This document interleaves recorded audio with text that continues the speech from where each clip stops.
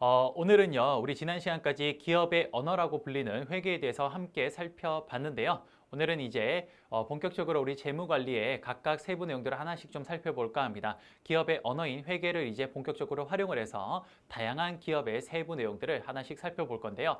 그 첫 번째 과정으로 재무관리에 대해서 함께 살펴볼까 합니다.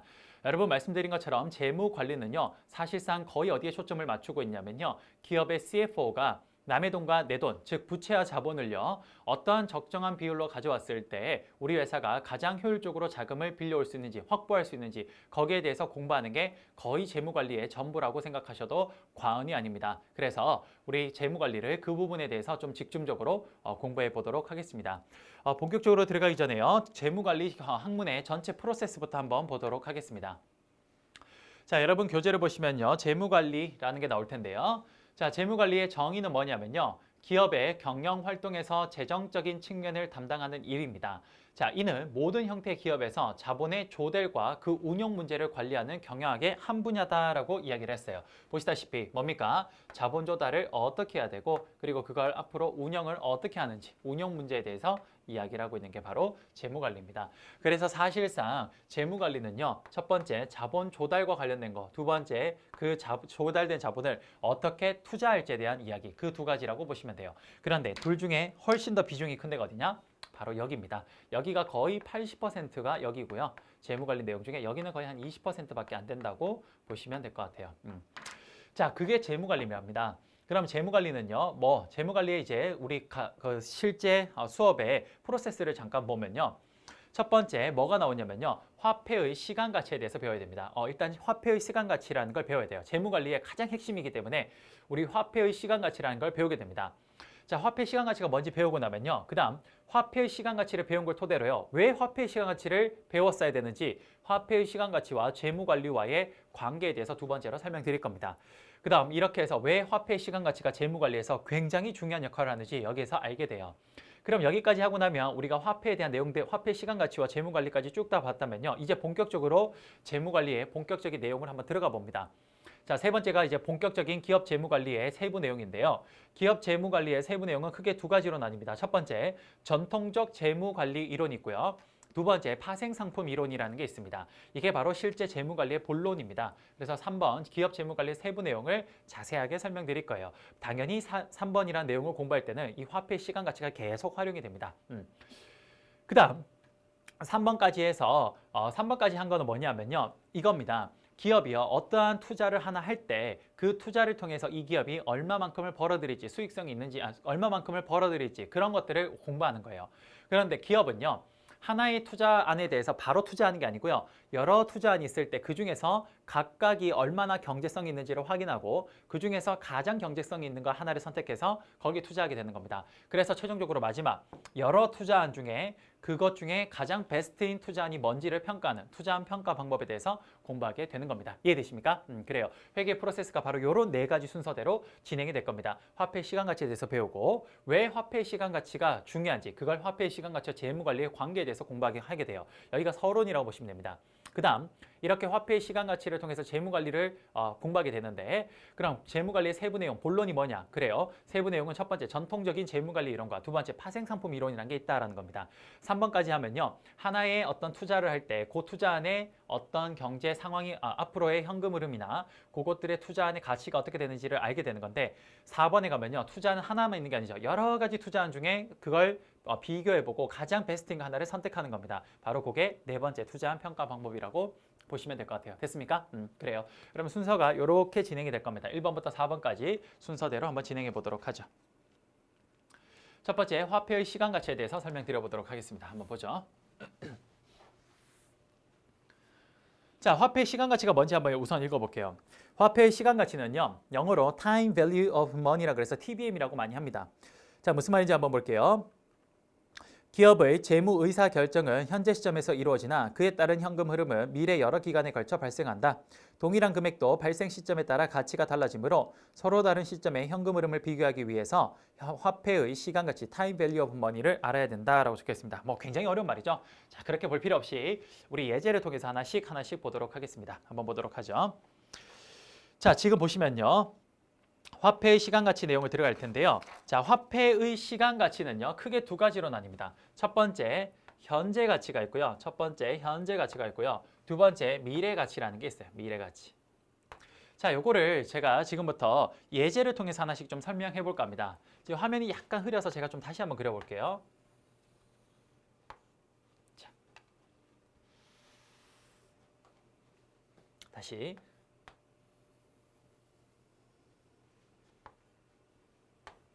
자, 예를 들어서요. 현재 시점을 우리는 여기 0이라고 표현을 할게요. 그리고 1년 뒤의 시점을요. 여기 2년 뒤의 시점을 이렇게 할게요. 그러니까 y는 year니까 1 year, 2 year 이렇게 하면 되겠죠. 그러면 보세요. 예를 들어서 미래 가치라는 거 지금 공부할 때 우리가 어떻게 할 거냐면요. 예를 들어서 내가 지금 현재 100만 원이라는 돈이 있어요. 100만 원. 자, 100만 원이라는 돈이 있는데요.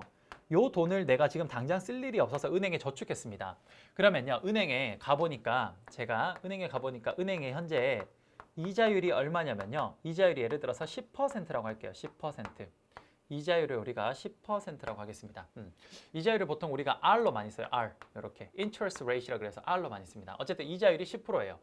그러면 우리 그냥 미래 가치, 현재 가치 뭐 이런 걸 떠나서요. 좀 편하게 한번 생각해 봅시다. 우리가 100만 원이라는 돈을요. 은행에다 저축을 해요. 근데 은행에 가니까 이자율이 10%래요. 그럼 우리 이렇게 생각하겠죠. 일단 내가 100만 원 넣어놓고 나면요. 1년 뒤에 여러분들 내가 얼마를 받을 수 있겠다라고 여러분 예상이 됩니까? 110만 원 받을 수 있겠죠. 그렇죠. 110만 원. 왜? 1년 뒤에 내가 100만 원을 이걸 저축해 놓으면요. 100만 원의 이자 10만 원과 원금 100만 원 합쳐서 1년 뒤에 나는 얼마의 돈을 받을 수 있냐? 그래요. 1년 뒤에 나는요. 110만 원의 돈을 받게 될 겁니다. 이렇게 받게 되겠죠. 이렇게 될 겁니다. 그 다음 두 번째, 예를 들어서 내가 이제 1년 뒤에 110만 원이 돼요. 근데 이걸 그대로 다시 내가 안 찾고 다시 또 1년을 내가 여기에다가 뭡니까? 요 다시 저축을 해둬요. 그럼 여러분 2년 차에 내가 얼마 받을 거라 예상이 됩니까? 그래요. 2년 차에 121만 원 받을 거라고 예상이 됩니다. 우리는 이렇게 예상을 해요. 여러분들 이거 어떻게 구했나요? 이렇게 구하지 않았을까요? 한번 해볼까요?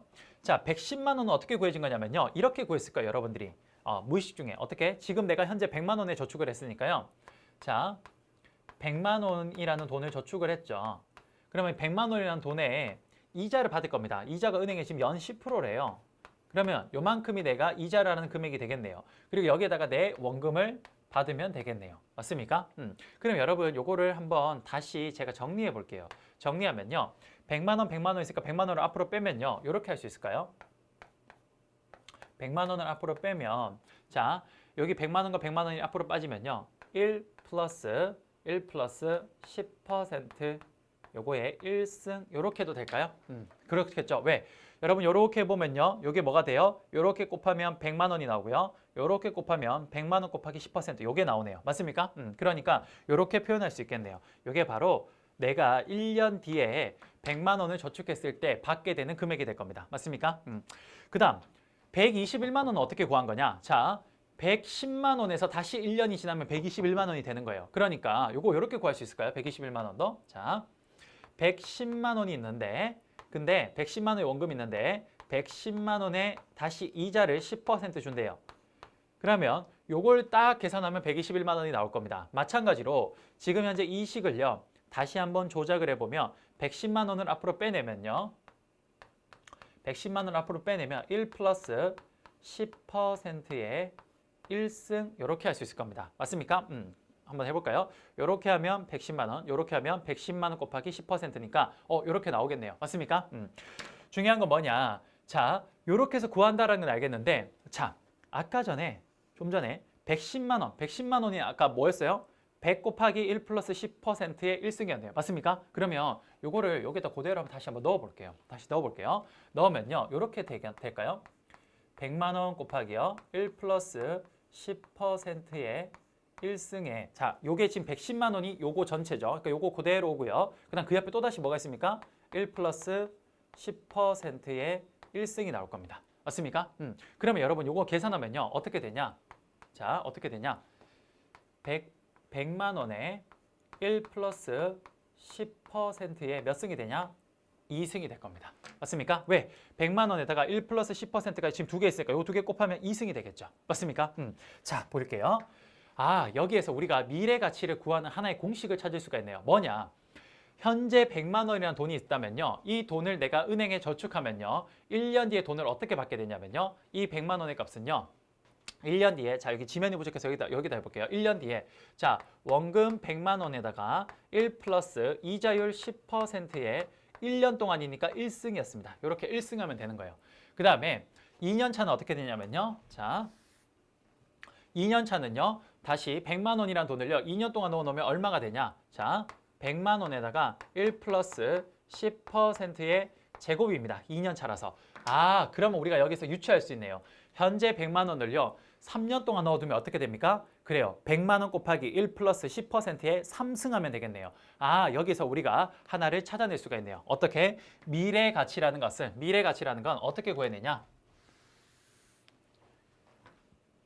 자, 미래 가치라는 걸 어떻게 구해내는지 한번 볼게요. 미래 가치는요. 지금 여기가 뭡니까? 현재 값이죠. 그럼 이걸 현재 가치라고 할게요. 현재 가치에다가 곱하기라는데 어떻게 하냐? 항상 1 플러스 아까 전에 10%가 뭡니까? 이자율이었죠. 그 이자율을 제가 기호로 R이라고 쓴다고 했습니다. 여기에다가 얼마만큼 저축했냐? N승을 해주면 됩니다. 1년이면 1승, 2년이면 2승, 3년이면 3승 해주면 되네요. 미래 가치라는 건 결국 현재 가치에다가 1 플러스 R에 N승 해주면 이게 바로 미래 값을 구할 수 있다는 겁니다. 이게 바로 화폐의 미래 값을 이렇게 구해낸다는 겁니다. 이해되십니까? 그래요. 이게 바로 미래 가치예요. 우리가 미래 가치를 먼저 한 이유가 미래 가치가 우리가 일반적으로 저축이라는 걸 많이 하기 때문에 우리가 훨씬 더 이해하기가 편해요. 그러면 이제 현재 가치는 어떻게 구하냐? 사실 현재 가치는요. 구할 것도 없이 여기서 바로 구할 수 있죠. 자, 그러면 현재 가치는 여기에서 바로 우리가 유추해낼 수 있습니다. 현재 가치 어떻게 구해요? 그래요. 그러면 현재 가치를 구하려면 양변에다가 1 플러스 R의 N승을 나눠주면 되겠죠. 그러면 바로 한번 해볼게요. 여기서. 자, 현재 가치 어떻게 구합니까? 지금 미래 가치 구하는 거 공부했다면 현재 가치 어떻게 구하는 거예요? 그래요. 지금 구했던 미래 값들, 미래 가치를 1 플러스 R의 N승으로 나눠주면 되겠네요. 이게 뭐냐? 현재 가치 구하는 방식이 되겠네요. 이해되십니까? 그래요. 이게 바로 현재 가치 구하는 방식이 될 겁니다. 그런데 이렇게 설명하면 너무 허무할 수 있으니까 그냥 똑같이 예제로 한번 해볼게요. 자, 한번 볼게요. 사실 안 해도 될 것 같긴 한데 혹시나 여파심에 한번 해보도록 하겠습니다. 자, 여기에 현재 1년 뒤, 그 다음 여기가 2년 뒤라고 해볼게요. 자, 그러면요. 예를 들어서 이제 현재 가치란 건 미래에 있는 값들을 현재로 가져와서 이 값들을 찾아내는 겁니다. 그럼 예를 들어서 한번 해볼게요. 여기에 우선 뭐부터 한번 해볼까요? 자, 이거부터 한번 해보겠습니다. 우선 똑같이 자 여기에 있는 걸 지금 역으로 하는 거예요. 예를 들어서 2년 뒤에 내가 121만 원이라는 돈을 받을 거래요. 그러면 요걸 1년 전으로 내가 땡기면요. 요때는 얼마의 값을 갖게 되냐라고 물어볼 수 있어요. 그럼 이건 어떻게 하냐? 이렇게 하면 돼요.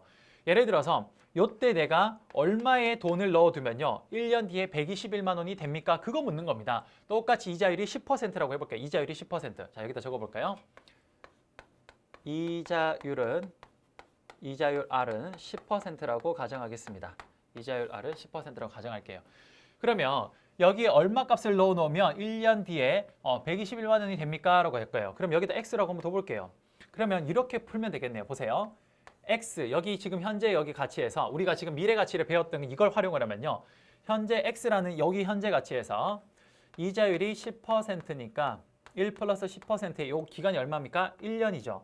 그렇게 하면 얼마가 나오냐? 121만 원이 나오겠네요. 그럼 모르는 X를 구하려면 어떻게 구합니까? 그래요. X는 121만 원에서 1 플러스 10%의 1승으로 나눠주면 되겠네요. 그러면 이 X값이 나오겠네요. 우리가 미래 가치를 해봤기 때문에 이미 X값이 얼마인지 알고 있습니다. X값이 얼마입니까? 네, 여기가 110만 원이에요. 110만 원. 그 다음 한 번 더 해볼게요. 이번에는 1년 뒤에, 자, 현재로부터 1년 뒤에 110만 원이라는 돈을 받을 게 확실하답니다. 그러면 이거 이제 1년 전에 이때는 그럼 얼마입니까? 라고 물어볼 수 있겠죠. X. 그러면 똑같아요. 지금 현재 얼마를 넣어 놓으면 1년 뒤에 110만 원이 됩니까? 이거 묻는 거죠. 그러면 똑같이 해볼게요. 여기서 자, X 곱하기 1 플러스 10%의 1승을 하면 그게 110만 원이래요. 그럼 이거 어떻게 구해요?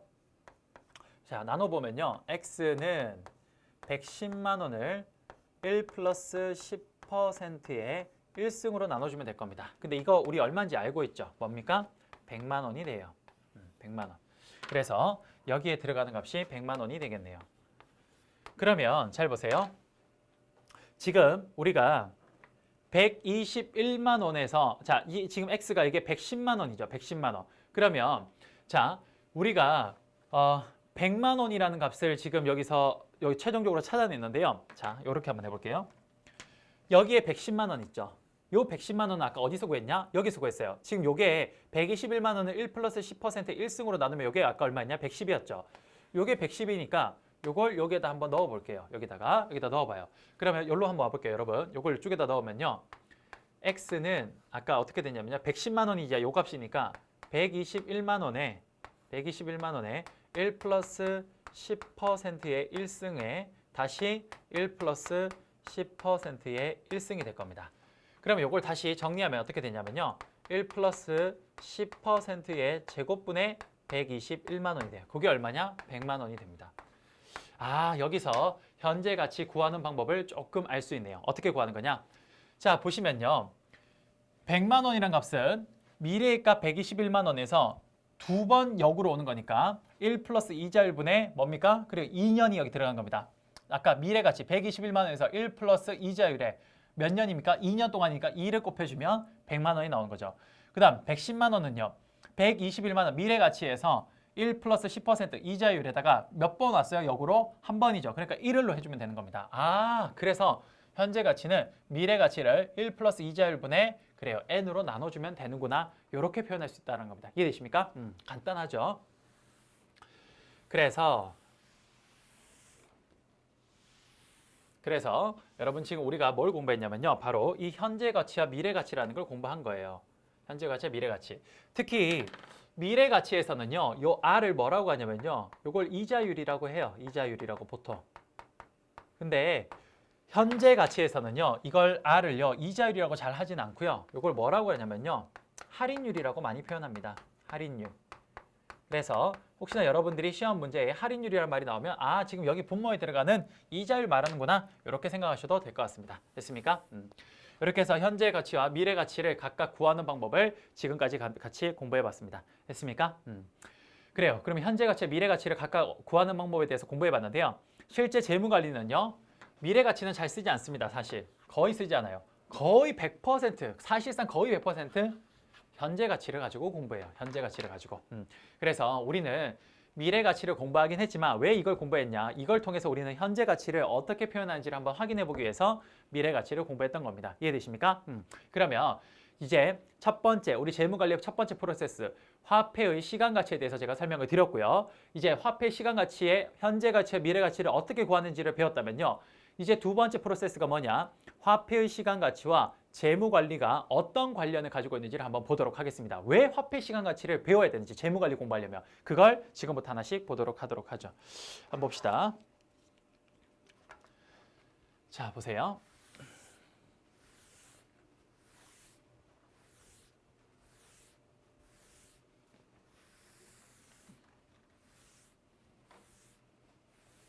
자, 여러분들 지금 보시면 이 이제 그래프 좀 익숙하죠? 우리가 자주 봐서 경영학 처음 OT 때부터 아주 자주 했습니다. 그만큼 좀 중요하죠. 자, 지금 두 번째 프로세스로 화폐 시간 가치 TVN과 기업 재무 관리가 왜 이런 관계를 가지고 있는지를 한번 보도록 할게요. 자, 보시면요. 기업에서 가장 중요한 두 사람이 있다고 말씀드렸습니다. CEO와 CFO가 있죠. 그러면 CFO는 남의 돈과 내 돈을 어떤 비율로 가져올 때 가장 효율적으로 자금을 조달할 수 있는지를 연구해서 그렇게 자금을 조달해 오게 될 겁니다. 그러면 그 자금을 조달해 와서 이제 CEO한테 주면요. CEO는 자신의 어떤 의사결정을 통해서 최종적으로 기업이 성장할 수 있는 그런 곳에 투자를 하게 될 겁니다. 투자 의사결정을 하게 되겠죠.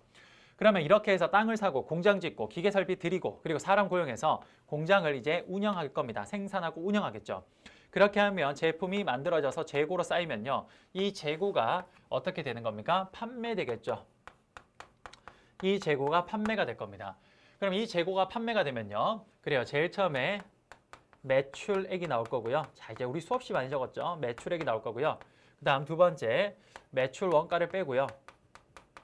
매출 원가를 빼고 그 다음 세 번째 판관비, 판매관리비를 빼고요. 이렇게 빼면 뭐가 나오냐? 영업을 통해서 벌어들인 이익이라고 하는 영업이익이 나오겠죠? 영업이익이 나올 겁니다. 영업이익. 그 다음 여기에서 이제 부채에 대한 이자 비용을 제외하면요. 이자 비용을 빼면요. 뭐가 나오냐? 그래요. 법인세, 차감전, 영업이익이 나올 거고요.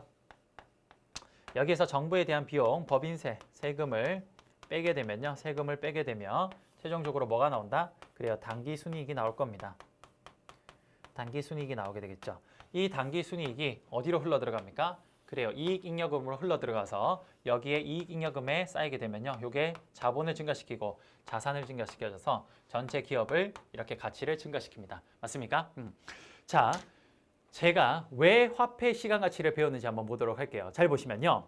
지금 CEO의 투자 의사 결정이 지금 여기 보면 CEO의 투자 의사 결정은요.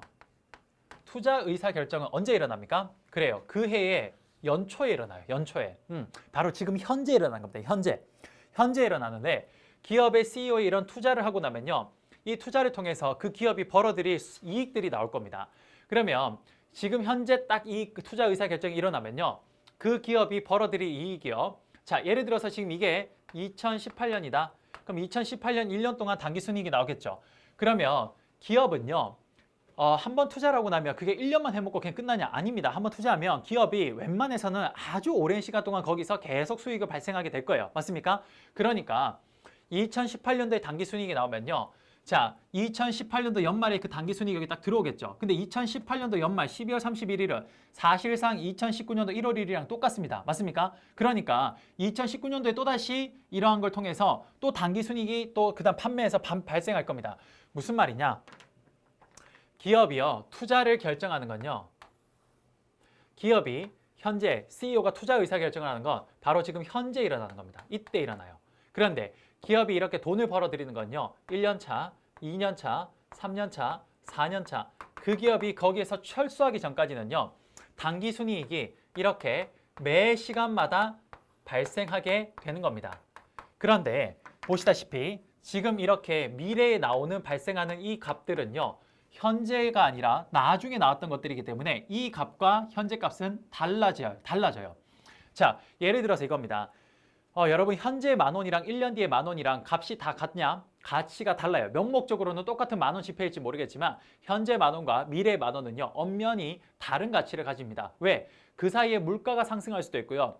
현재 만약에 내가 10,000원을 가지고 있으면 그걸 가지고 어디 은행에라도 넣어놓으면 이자라도 볼 수 있는데 근데 미래의 10,000원은 그냥 딱 10,000원밖에 안 받으니까 이자도 없죠. 그래서 항상 일반적으로는 현재 가치가 미래 가치보다 똑같은 10,000원이라면 더 높다라고 이야기를 합니다. 그래서 기업의 투자 의사결정은 현재 발생하지만 그 투자 의사결정을 통해서 기업이 벌어들이는 돈은요. 이렇게 시간이 각각 다른 상황에서 계속 발생하기 때문에 이거를 우리가 비교하기 위해서는요. 바로 이러한 가치들을 현재로 땡겨올 필요가 있다는 겁니다. 그래서 현재에서 정확하게 가치를 비교할 수 있는 거예요. 이제 그래서 여기서 뭘 배우게 되냐? 그래요. 화폐의 시간 가치를 배우게 되는 겁니다. 이해되십니까?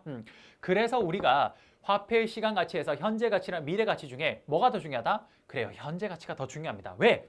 지금 내가 이 투자 의사 결정을 할 때 내가 이걸 만약에 이 사업에 뛰어들어서 투자를 하면 미래에 이 정도 돈이 벌어질 거라고 예상이 되죠. 그럼 그 예상되는 금액들을 현재로 땡겨와야 지금 내가 이거를 한번 비교해 봤을 때 내가 지금 투자하는 금액과 앞으로 벌어들일 금액 중에 어느 게 더 큰지를 딱 비교했을 때 지금 투자하는 것보다 앞에 벌어들일 게 훨씬 더 크다라는 예상이 들면 그럼 투자할 수 있는 거고 만약에 지금 투자하는 비용보다 앞으로 벌어들일 수익이 더 작다면 투자하면 안 되겠죠. 그러니까 투자 의사결정을 지금 현재 해야 되기 때문에 이렇게 현재 가치로 땡겨오는 게 굉장히 중요하다는 겁니다. 이해되십니까? 그래요. 그래서 우리가 화폐의 시간 가치와 기업 재무 관리가 이런 관계를 갖고 있다는 겁니다. 자, 기업의 재무 관리는요. 결국 지금 투자 결정을 하면 이러한 투자 결정을 통해서 앞으로 벌어들일 수익들이 그 연차에 따라서 계속 발생할 거예요. 그런데 이것들이 미래에 벌어들일 돈과 지금 현재의 돈은요. 순전히 다른 가치를 가지고 있기 때문에 이걸 화폐의 시간 가치를 통해서 미래에 벌어들일 돈을 현재로 땡겨와서 똑같은 기준 시점에서 서로 비교하는 법이 굉장히 필요하다는 겁니다. 그래서 재무관리에서 가장 중요한 게 화폐의 시간 가치가 되는 거예요. 이해되십니까? 그게 바로 타임 밸류 오브 머니, 화폐 시간 가치라는 겁니다. 됐습니까? 그래요. 그러면 여기에서 한번 보면요. 자, 지금 이런 식으로 자, 우리가 지금 제가 이 그래프를 간단하게 그린 게 뭐냐면요. 지금 여기 0시점에 적혀 있는 이게 뭐냐? 이게 바로 지금 여기 재무상태표 1월 1일 날 재무상태표입니다. 여기에서 이렇게 투자를 하게 되면요. 1년 동안 돈을 벌죠. 자, 이렇게 투자하면 1년 동안 돈을 벌어서 단기 순이익 여기 탁 나올 거예요. 그다음 또 1년이 지나면 또 공장에서 돈 벌어서 2019년도에 단기 순이익이 또 나오면 그게 여기 나오겠죠. 1년 뒤에 또 단기 순이익이 나오고 또 1년 뒤에 단기 순이익이 나오고 또 1년 뒤에 단기 순이익이 나올 겁니다. 이렇게 계속 발생할 거예요. 그럼 이걸 현재 가치로 땡겨오면 되겠네요. 맞습니까? 그러면 기업이 이렇게 벌어들일 미래 가치를 쫙 현재 가치로 땡겨오면 이 기업이 저 투자를 통해서 최종적으로 얼마를 벌어들일지를 예측할 수 있게 된 겁니다. 현재 시점에서. 그게 바로 기업의 가치를 결정하게 되는 거예요. 그래서 이걸 가지고 우리가 잠깐 식으로 한번 표현해 보면요. 이렇게 표현을 할 수가 있어요. 자, 보세요. 자, 보면요. 기업의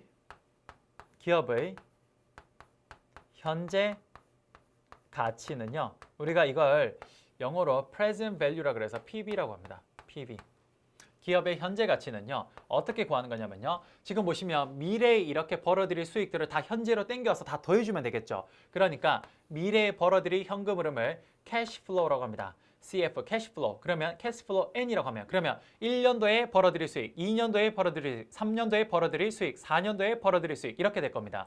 그것들을 현재 가치로 할인해야 되죠. 1 플러스 할인율 R에다가 자, 1년 차는 1년, 2년 차는 2년, 3년 차는 3년으로 나눠주면 되겠죠. 그러니까 N승 해주면 될 겁니다. 그럼 자, 1년 차면 1 플러스 R의 1승에 CF1이 되겠죠. 그럼 그게 바로 1년 차의 현재 가치, 요게 현재 가치가 될 거고요. 요 값이 여기 될 거고 2년 차는 CF2를 1 플러스 R의 2승으로 나눠주면 요게 요 값이 될 겁니다. 요것들을 쭉 더해줘야 되니까 이걸 우리 뭐라 그러냐? 서메이션 한다라고 할 겁니다. 요렇게 하게 될 거예요. 됐습니까? 이게 바로 기업의 현재 가치를 구하는 방법이에요. 그럼 여기에서 나와요. 왜 재무관리가 자본을 조달하는 일과 그거를 투자하는 방법에 대해서 공부하는 건지에 대해서 여기서 나옵니다. 자, 재무관리의 목적이 뭐냐? 자, 기업 재무관리의 목표는요. 궁극적으로 뭐냐? 기업 가치를 극대화하는 겁니다. 기업 가치를 극대화하는 거예요. 그러면 기업의 가치, 기업의 현재 가치를 이거를 최대한 크게 해줘야 돼요. 그럼 보세요. 여기에서 이제 재무관리가 뭘 배워야 되는지가 딱 나옵니다. 보시면 기업의 현재 가치를 극대화해 주려면요. 자, 식이 딱 알려주네요. 기업의 현재 가치를 극대화하는 게 재무관리의 목표래요. 그러면 기업의 현재 가치를 극대화하려면요. 자, 분수라는 이런 뭡니까? 수식이 나왔는데 분수는요. 분자의 값을 크게 할수록 이 값이 커질 거고요. 분모의 값을 작게 할수록 이 값이 커질 거예요. 맞습니까? 그렇죠. 우리 분모는 커질수록 전체 값이 작아지는 거니까 오히려 이 값을 크게 하려면 분모를 작게 해줘야 되고 분자를 크게 해줘야 될 거예요. 맞습니까? 그러니까 결국에 재무관리는 뭐냐? 이겁니다. 재무관리의 목적은 기업의 가치를 극대화하는 거래요. 기업의 가치를 극대화하려면 어떻게 되냐? 그래요. 미래에 벌어들일 이 수익을 가장 크게 해주는 데다가 투자해야 될 겁니다. 그게 뭐냐? 그래요. 투자 결정이 되겠죠. 그게 투자 결정이 될 겁니다. 투자를 어디 하냐에 따라서 미래에 벌어들일 단기 순이익의 값이 달라질 거니까요. 그렇죠. 그럼 이 단기 순이익을 가장 크게 해주는 데다가 투자하면 그럼 여기를 분자값을 크게 해줄 수 있겠네요. 그러면 현재 기업 가치가 당연히 커지겠네요. 맞습니까? 그 다음 두 번째, 분모의 값을 작게 해줘도 기업의 현재 가치는 커지죠. 그런데 분모를 작게 해주는데 여기 R이 뭐냐? 이게 바로 우리가 어떻게 CFO가 어떻게 자본을 조달해야 하는지 바로 여기에 관련된 게 여기 R이에요. 이게 뭐냐? 아까 말씀드린 것처럼 할인율입니다. 결국은 기업이 CFO가 남의 돈과 내 돈의 비율을 어떤 비율로 잘 가져왔을 때 이 할인율을 가장 낮게 해줄 수 있는지 그거에 대해서 공부하는 거예요. 그게 뭐냐? 그래요. 그게 바로 두 번째 자본 조달 결정인 겁니다. 그래서 제가 아까 제일 처음에 재무관리 이야기했을 때 자본을 조달해 오는 것과 그걸 운영하는 것, 즉 투자하는 것에 대한 게 바로 그게 재무관리다라고 했죠. 그게 바로 여기서 딱 나오네요.